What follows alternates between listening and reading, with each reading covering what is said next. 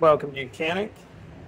Today we have a key fob from a BMW that looks like this, and I'm going to show you how to change the battery in this key fob in case you need to. Say the functions have stopped working, and so it's time to replace this battery. This comes from a BMW X3, but if your key fob looks like this, it will be the same process. So to start with, we'll flip it over, and then we can press here and pull out to remove our manual key. And if you use your key, you can actually press the key instead of it goes here, press it here, and there's a little tab that we're pressing in there. And as we're doing that, you can use another tool to be able to pop this cover up and off. There we go. And so that is how we get access to the battery.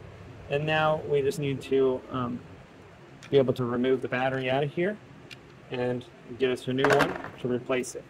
This battery here is a CR2450, and so we get a new one of those and to be able to put it in.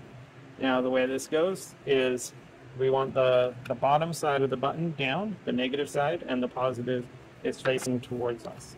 And then being able to take our little cover and to snap lock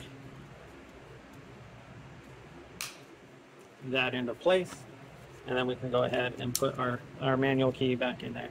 And so that's how you replace your battery on a key fob of a BMW like this. Thanks for watching Mechanic, where you can be the mechanic.